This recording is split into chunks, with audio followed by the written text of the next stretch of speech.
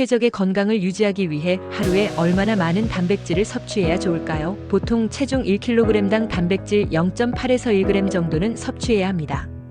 그렇지만 이 정도의 양에 부담을 느끼는 사람들이 많이 있습니다. 특히 여성들 중에는 고단백 식품이 체중 증가를 가져온다거나 혈관을 막히게 한다거나 하는 잘못된 생각을 가지고 있는 사람도 있고, 고기 냄새가 싫다고 말하는 사람도 종종 있습니다. 그러나 단백질 식품을 충분히 먹지 않으면 신진대사를 포함하여 각종 생리 기능들이 저하되고 면역력이 감소하여 오히려 건강을 약화시키게 된다는 점도 알고 있는지 모르겠습니다. 특히 적절한 양의 단백질 공급 없이 탄수화물로만 영양을 채우려는 사람들을 지켜보면 뼈와 근육의 감소로 매우 빠른 노화 과정을 밟게 된다는 사실을 쉽게 알 수 있습니다.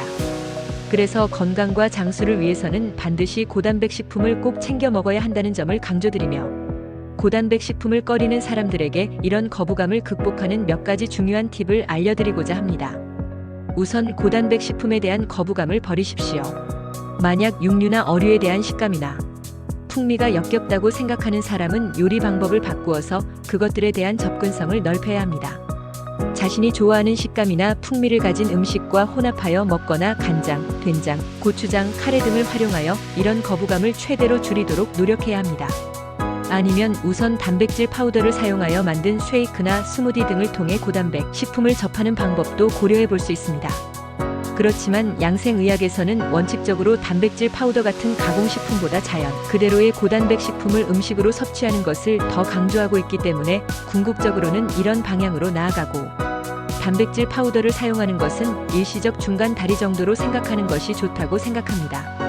또한 체중 때문에 육류 단백질 식품을 피하거나 암이나 심혈관 질환 때문에 육류를 멀리하는 사람이라면 이는 과학적으로 근거가 없는 이야기라는 점을 아시길 바랍니다.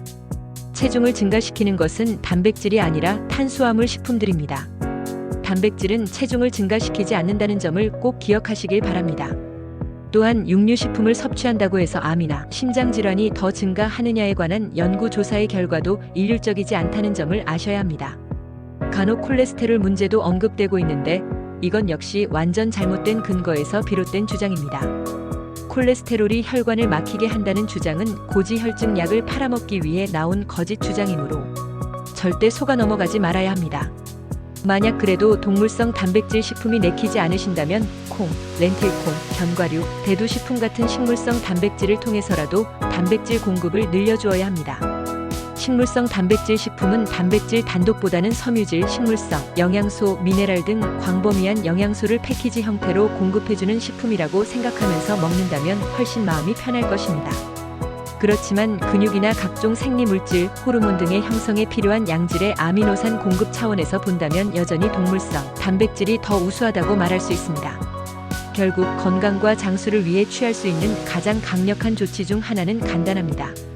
매일 충분한 양의 고품질 단백질을 섭취하도록 노력하고 그것에 집중하는 것입니다. 특히 60세 이상 노인분들은 이 점을 명심하시길 바랍니다. 본 내용이 도움이 되셨다면 좋아요와 구독 버튼을 눌러주시고 주변의 사람들에게도 많은 공유 부탁드립니다. 그리고 혹시 자신에게 맞는 올바른 식단이 무엇인지 좀 더 자세히 알고 싶다면 양생 전문가와 상의하시길 바랍니다.